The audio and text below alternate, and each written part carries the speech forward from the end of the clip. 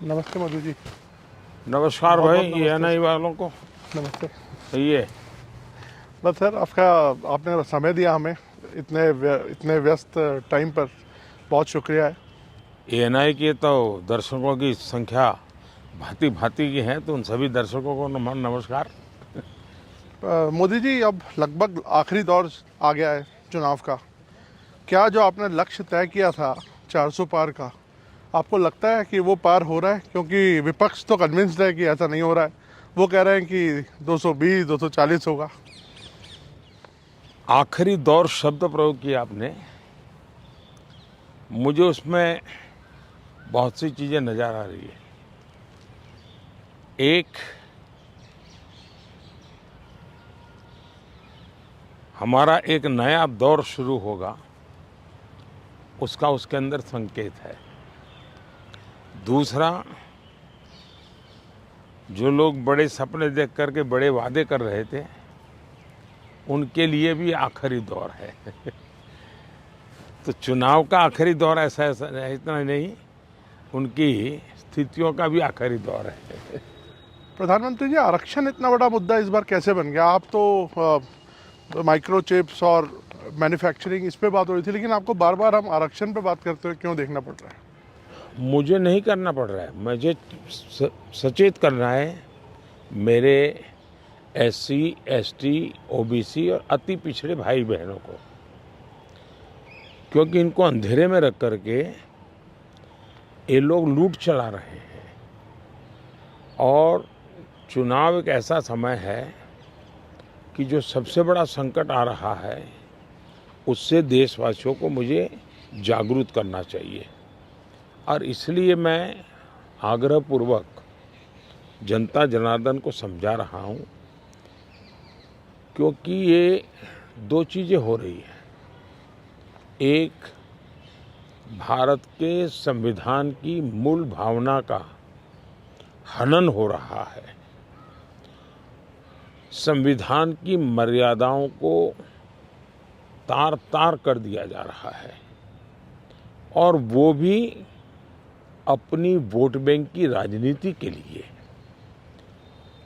अब मुझे याद है, मैंने हाउस में कभी कांग्रेस के नेताओं को सुना, तो वो ये कहते थे कि पीएसयू का प्राइवेटाइजेशन कर रहे हैं आप, तो आप आरक्षण मिटा देना चाहते हैं।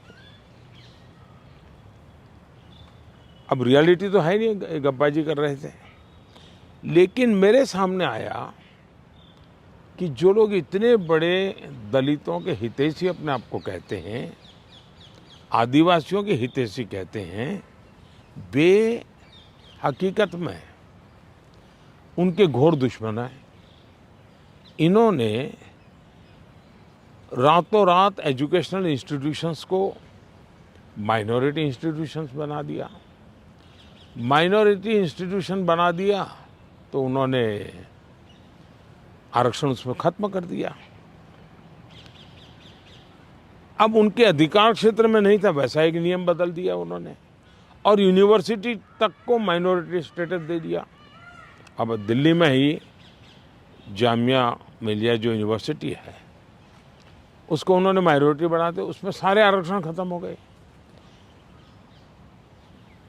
एडमिशन में भी नहीं, नौकरी में भी नहीं।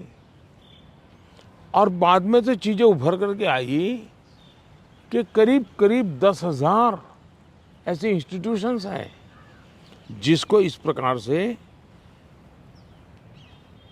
आरक्षण के जो एससी, एसटी, ओबीसी का अधिकार था, वो पिछले दरवाजे से उसको छीन लिया गया है, संविधान की पीठ में छोड़ा भोंका दिया है। बाबा साहब आम्बेडकर ने जिस सपने से ये व्यवस्था खड़ी की थी, उसको इन्होंने वोट बैंक के लिए गिरवी रख दिया है। तो ये एक चिंताजनक बातें मेरे सामने जब आई, तब मुझे लगा कि मेरा दायित्व बनता है कि मैं देश को अवगत। इतने में इनका मैनिफेस्टो आया। इस मैनिफेस्टो ने और चौंका दिया, और इसलिए मैंने पहला मैनिफेस्टो देखते ही मेरा पहला कमेंट था कि ये मैनिफेस्टो पर मुस्लिम लीग की छवि है। तो 2-3 दिन तो उनको लगा कि इसका जवाब देने की ज़रूरत नहीं है, ये अपने आप ही बात खत्म हो जाएगी। जब उन्होंने कोई जवाब नहीं दिया तो फिर मैं एक एक चीज़ खोलने लगा। जैसे इस देश में वो ये कहें कि हम खेलकूद में भी माइनॉरिटी के लिए कोटा फिक्स करेंगे। आज पंजाब के मेरे बच्चे जो खेल जगत के अंदर बहुत अच्छा कर रहे हैं, बंगाल के मेरे नौजवान फुटबॉल में बहुत अच्छा कर रहे हैं, उत्तर प्रदेश के हमारे नौजवान जो एथलीट्स में काफ़ी अच्छा कर रहे हैं, अब वो अपनी जवानी उसमें खपा देते हैं। 10-12 साल की उम्र से लेकर के 25-30 साल की उम्र तक पहुंचने तक ये लोग इतना तप करते हैं जी, तपते हैं, शरीर को तपाते हैं। खिलाड़ी ऐसा नहीं बनता है जी। और सुबह रात को नींद नहीं आती, सुबह 4 बजे उठ करके चले जाते हैं। अब कहते हैं नहीं, ये माइनॉरिटी के लिए कोटा होगा, तो मेहनत करने वाला मेरा नौजवान जाएगा कहाँ जी? उनका क्या होगा? दूसरा उन्होंने कहा कि देश में अब जो टेंडर होंगे उस टेंडर में भी वे माइनॉरिटी के लिए आरक्षण करेंगे। मतलब ये हुआ कि आज मान लीजिए कोई कहीं पर बहुत बड़ा महत्वपूर्ण ब्रिज बन रहा है, उस ब्रिज में कौन ब्रिज बनाएगा? तो जिसके पास ट्रैक रिकॉर्ड है, जिसके पास संसाधन है, जिसके पास कैपेबिलिटी है, जो परफॉर्म कर सकता है, सारे उसकी जो रिक्वायरमेंट उसकी पूरी करता है, उसमें कंपटीशन होती है और कंपटीशन में जो निकलता है उसको टेंडर मिलता है। ये कहते नहीं, ये सब बाद में। अब मुझे बताइए, अगर इसी प्रकार से सिर्फ धर्म के आधार पर कोटा दे देंगे, वो ब्रिज बनेगा, लोग मारे जाएंगे, तो कौन जिम्मेवार होगा? क्या वोट बैंक के लिए आप आने वाली पीढ़ियों को भी तबाह करना चाहते हैं? तो ये ऐसे विषय थे जो कांग्रेस ने अपनी वोट बैंक की खातिर मैदान में उतारे। तब मेरा कर्तव्य बनता है कि मैं मेरे दलित भाइयों के अधिकार के लिए लड़ूं, मेरे आदिवासी भाई बहनों के अधिकार के लिए लड़ूं, मेरे ओबीसी पिछड़े भाई बहनों के अधिकार के लिए लड़ूं, और इसलिए मैं लड़ाई लड़ रहा हूं। तो ये जो परसेप्शन बनाया जा रहा है कि आप आए तो बिल्कुल आरक्षण ही खत्म कर देंगे, ये क्या, इस पर क्या बोलेंगे आप? इन्होंने ये पाप कर दिया है, उसके खिलाफ मैं बोल रहा हूँ, इसलिए उनको झूठ बोलने के लिए ऐसी चीज़ों का उपयोग करना पड़ रहा है। अभी कोलकाता हाई कोर्ट का सर एक ऑर्डर आया है जिसमें 2010 के बाद जितने ओबीसी सर्टिफिकेट्स बन रहे हैं उसको खारिज कर दिया है। दीदी इनकी मोडस ऑपरेंडी है कि पहले इन्होंने कानून बना करके माइनॉरिटी को देने का पाप शुरू किया, पहले आंध्र में शुरू किया। सुप्रीम कोर्ट ने तक में वो हार गए, हाई कोर्ट ने उसको रिजेक्ट कर दिया क्योंकि संविधान अलाउ करता नहीं है। तो इन्होंने चालाकी करके पिछले दरवाजे से खेल शुरू किया, और पिछले दरवाजे से खेल शुरू करने के लिए इन लोगों ने रातों रात मुसलमान की सभी जातियों को ओबीसी बना दिया। सभी जातियों को ओबीसी बना करके जो ओबीसी का हक था वो रातों रात डाका डाल दिया, लूट लिया। और इसके खिलाफ चुनाव की सरगर्मी चल रही है। तब हम तो बोल ही रहे थे कि भाई ये हो रहा है, कर्नाटक में हुआ है, मैंने बताया था, हम बंगाल के लिए भी बोल चुके थे। लेकिन जब हाई कोर्ट का जजमेंट आ गया तब ये साफ हो गया कि इतना बड़ा धोखा हो रहा है। लेकिन इससे भी दुर्भाग्य की बात है कि इतना बड़ा वोट बैंक की राजनीति करने के लिए वे अब इनको भी गाली दे रहे हैं, जुडिशरी को गाली दे रहे हैं, न्यायपालिका को गाली दे रहे हैं, और वो यहाँ तक कह रहे हैं कि कुछ भी हो जाए हम कोर्ट की बात मानने वाले नहीं हैं। कि ये जो स्थिति है वो किसी भी हालत में स्वीकार्य नहीं हो सकती है। सर केजरीवाल जी अभी जब जेल से बाहर आए तो उन्होंने कहा कि प्रधानमंत्री जी ही तय करते हैं कि कौन जेल जाएगा। वो कहते हैं सोरेन को और मुझे उनके इशारे पे जेल में डाला गया। अच्छा होगा ये लोग संविधान पढ़ लें, देश के कानून नियम पढ़ लें, मुझे किसी को कुछ कहने की ज़रूरत नहीं है। सर इस बार चुनाव में हम देख रहे हैं कि एक पर्सनल अटैक्स बहुत हो रहे हैं। लाइक आप पर भी कई बातें बोली गई हैं और आपकी तरफ से भी कुछ लोगों को कुछ बोला गया है, तो पर्सनल अटैक्स किस लिए इस बार? आपको लगता नहीं ये शैली नहीं होनी चाहिए चुनावों में? जहाँ तक मोदी का सवाल है, मैं तो पिछले 24 साल से गालियाँ खा खा खा करके गाली प्रूफ हो गया हूँ। मौत का सौदागर किसने कहा था? गंदी नाली का कीड़ा किसने कहा था? और मेरे यहाँ तो पार्लियामेंट में एक दिन हमारे एक साथी ने हिसाब लगाया था, 101 गालियाँ गिनाई थी। तो चुनाव या चुनाव न हो, ये लोग मानते हैं कि गालियाँ देने का हक उनका ही है, और वे हताश निराश इतने हो चुके हैं कि गालियाँ देना, अपशब्द बोलना, ये उनके शायद जहन में है, उनके स्वभाव में हो गया है। प्रधानमंत्री जी, एक आरोप विपक्ष और लगा रहा है कि ईडी, आईटी, सीबीआई इसका इस्तेमाल किया जा रहा है विरोधियों को दबाने के लिए। मेरा मीडिया को सवाल है कि विपक्ष ने आपको ये कूड़ा कचरा पकड़ा दिया, वो कूड़ा कचरा लेकर के आप हमारे पास पहुंच जाते हैं। मीडिया वाले रिसर्च करें कि भाई सरकार के लिए क्या सवाल पूछने चाहिए, प्रधानमंत्री को क्या सवाल पूछना चाहिए। जो कूड़ा कचरा फेंक रहा है उसको पूछो ना, भाई तुम ये जो कह रहे इसका सबूत क्या है, कानून नियम क्या है, उसको पूछो ना। उसकी आपकी हिम्मत नहीं है। लेकिन वो जो कूड़ा कचरा फेंकते हैं, वो कूड़ा कचरा लेकर के आप मेरे यहाँ आते हैं। ये ठीक है कि मैं रिसाइकल के मानता हूँ, तो मैं इस कूड़े कचरे का रिसाइकल करके उसको खाद में परिवर्तित कर दूंगा और उसमें से देश के लिए कुछ न कुछ अच्छी चीज़ें पैदा कर दूंगा, इसलिए वो तो मैं करूंगा। लेकिन सरकार क्या करती है?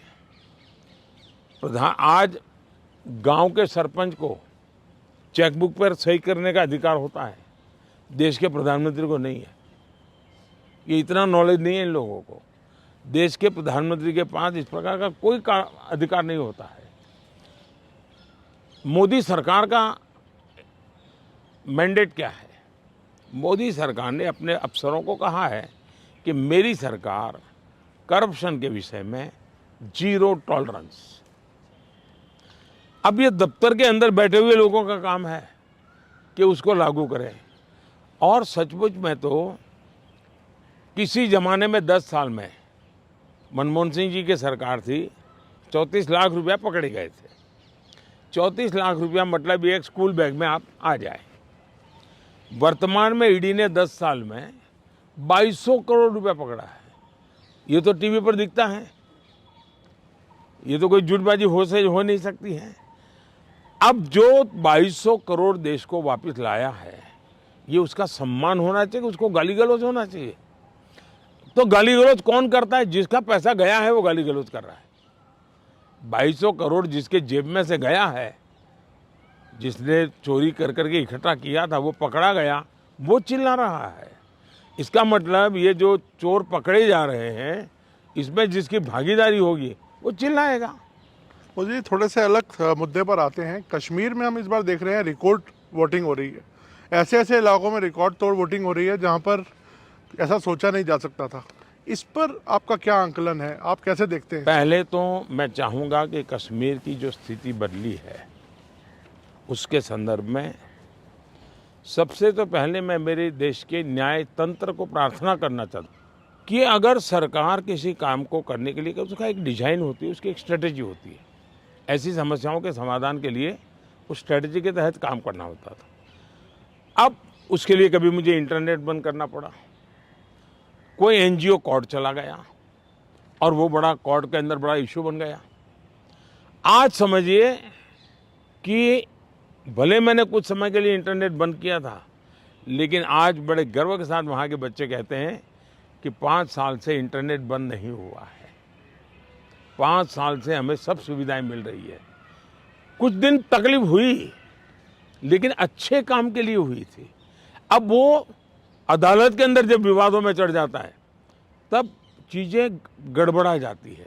तो ऐसे जो एनजीओ हैं जिन्होंने अदालतों के भरोसे लड़ाई लड़ना शुरू किया है, एक तो देश को उनसे बचाना बहुत ज़रूरी है। दूसरा, वहाँ का सामान्य मानवी जब मतदान करता है ना, तब वो सिर्फ किसी को जिताता ऐसा नहीं है जी। मतदान करता है मतलब भारत के संविधान को गले लगाता है। मतदान करता है तब भारत की सरकार बनाने में वो गर्व के साथ भागीदारी करता है, मतदान करता है, मतलब कि भारत के सार्वभौमत्व के प्रति अपना समर्पण व्यक्त करता है। दूसरा, उनको विश्वास हुआ कि ये सरकार ऐसी है कि जहां फेयरनेस है, हम भरोसा कर सकते हैं कि ये सही होगा। और जब उसको ये विश्वास हो जाता है कि ये कोई हेरा फेरी नहीं हो रही है, तो वो पक्का वोट करने के लिए उत्साह से आता है। और उसका परिणाम है कि आज मतदान यानी 40-40 साल के रिकॉर्ड टूट चुके हैं। मेरे लिए बहुत सबसे बड़ी संतोष की बात है कि मेरे कश्मीर के मेरे भाई बहन, मेरे परिवारजन उमंग और उत्साह के साथ मतदान के लिए आगे आए। उन्होंने मतदान करके दुनिया को एक मैसेज दे दिया है। जो लोग आशंकाएं करते थे उनको एक मैसेज दे दिया है। सर, ये क्या विंडिकेशन है 370 को जो आपने हटाया, इससे क्या लगता है कि आपका ये विंडिकेशन है कि जिस तरह से अब 370 ये सिर्फ एक 5-4 परिवारों का ही एजेंडा था जी। ये न कश्मीर की जनता का एजेंडा था, न देश के लोगों का एजेंडा था। ये अपने फायदे के लिए ये 370 की ऐसी एक दीवार बना के बैठे थे ताकि कोई झोंक न पाए। और कहते थे 370 हटेगी तो आग लग जाएगी, वो कहते थे 370 हटेगी तो कश्मीर चला जाएगा। आज ये सत्य हो गया कि 370 हटने के बाद ज़्यादा एकता की अनुभूति हो रही है, कश्मीर के लोगों का अपनापन ज़्यादा बढ़ रहा है। और इसलिए इसका सीधा परिणाम चुनावों में भी दिखाई देता है, टूरिज्म में दिखाई दे रहा है। G20 समिट वहाँ होती है, बड़े शान से कश्मीर ने उनका स्वागत किया पूरी दुनिया का। और इसलिए ये कैसे झूठी दीवारें खड़ी कर करके देश को टुकड़ों में देखा गया, इसका ये उदाहरण है और उसको मैंने ध्वस्त किया है। सर, वेल्थ क्रिएटर्स को लेके भी बातचीत, एक नैरेटिव आता है कि कभी राहुल गांधी जी बोलते हैं कि आप कुछ परिवार को आप बढ़ा रहे हैं, अभी आपने हाल में उनको बोला, तो क्या लगता है कि देश में जो वेल्थ क्रिएटर्स हैं उनको ही उन पर राजनीति होनी चाहिए? मैं फिर कहता हूँ, जो लोग ये कूड़ा कचरा फेंक रहे हैं उनको पूछो ये तुम कहाँ से लाए हो, उनसे बात करो भाई। आप उनसे तो कुछ पूछते नहीं हो। और इसलिए मैं समझता हूँ कि ये चर्चाएं उनके साथ करें तो ज़्यादा अच्छा होगा। सर, उड़ीसा में अभी चुनाव होने हैं अभी हाल में, उधर आपकी देखा जाए तो काफ़ी अच्छे संबंध थे नवीन पटनायक जी के साथ, उन्होंने कई मुद्दों पर आपको सपोर्ट किया। अब आप लोगों का अलायंस नहीं है और आपस में एक दूसरे से लड़ रहे हैं, किस तरह से आप देखते हैं? हिंदुस्तान के सभी राजनीतिक दलों के नेताओं के साथ हमारे संबंध अच्छे ही हैं और लोकतंत्र में हमारी दुश्मनी नहीं होती है, संबंध अच्छे होने ही चाहिए। अब सवाल ये है कि मैं मेरे संबंधों को संभालूं कि उड़ीसा के भाग्य की चिंता करूं। तब मैंने रास्ता चुना कि मैं उड़ीसा के उज्जवल भविष्य के लिए अपने आप को खपा दूंगा। उसके लिए मेरे संबंधों को मुझे अगर बलि चढ़ाना पड़ेगा तो मैं उड़ीसा की भलाई के लिए बलि चढ़ाऊंगा। और चुनाव के बाद मैं कन्विंस करूंगा हर एक को कि भाई मुझे किसी की दुश्मनी नहीं है, लेकिन 25 साल से उड़ीसा में प्रगति नहीं हो। और सबसे बड़ी चिंता ऐसी है कि कुछ एक ऐसी टोली है जिसने पूरे उड़ीसा की व्यवस्था को कब्जा कर लिया है। ऐसा लगता है पूरी व्यवस्था को बंधक बना दिया है। और जब इतना बंधक बना दिया है तो बहुत स्वाभाविक है कि उड़ीसा अगर उस बंधनों से बाहर आएगा तो उड़ीसा खिलेगा। उड़ीसा की अस्मिता का सवाल है। इतने प्राकृतिक संसाधन है उड़ीसा के पास, एक समृद्ध राज्य के गरीब लोग देख करके दुख होता है। हिंदुस्तान के समृद्ध राज्यों में उड़ीसा है, इतनी प्राकृतिक संपदा है, और हिंदुस्तान के गरीब लोगों के राज्य में भी उड़ीसा है। तो इसके लिए सरकार जिम्मेवार है और इसलिए उड़ीसा के लोगों का उनका हक मिलना चाहिए, उड़ीसा को उसकी अस्मिता मिलनी चाहिए। उड़ीसा का भाग्य बदलने वाला है, सरकार बदल रही है। मैंने कहा है कि उड़ीसा की वर्तमान सरकार की एक्सपायरी डेट 4 जून है और 10 जून को बीजेपी का मुख्यमंत्री उड़ीसा में शपथ लेगा। मोदी जी, बंगाल में भी ताबड़तोड़ एक टक्कर की लड़ाई चल रही है, आपके भी बहुत कैंपेनिंग वहाँ पे आपने की है और अभी आप शायद फिर जाने वाले हैं बंगाल, क्या लगता है आपके प्रोस्पेक्ट्स कैसे रहेंगे बंगाल में? एक तो मुझे लगता है कि एनआईए के जो फुट सोल्जर्स हैं, एक बार उनको वेरीफाई कर देना चाहिए कि वो कहाँ से रिपोर्टिंग आपको ये भेजते हैं। बंगाल के चुनाव में टीएमसी पार्टी अस्तित्व की लड़ाई लड़ रही है। आपने देखा होगा पिछले असेंबली के चुनाव में हम 3 थे, 3 में से बंगाल की जनता ने हमें 80 पर पहुंचा दिया। हमें लोकसभा के अंदर भारी बहुमत पिछले चुनाव में मिला था। इस बार पूरे हिंदुस्तान में द बेस्ट परफॉर्मिंग स्टेट कोई होगा तो पश्चिम बंगाल होने वाला है। भारतीय जनता पार्टी को सर्वाधिक सफलता पश्चिम बंगाल में मिल रही है और पश्चिम बंगाल का चुनाव एक तरफा है, जनता जनार्दन उसको लीड कर रही है और उसके कारण सरकार में बैठे हुए लोग, टीएमसी के लोग बौखलाए हुए हैं।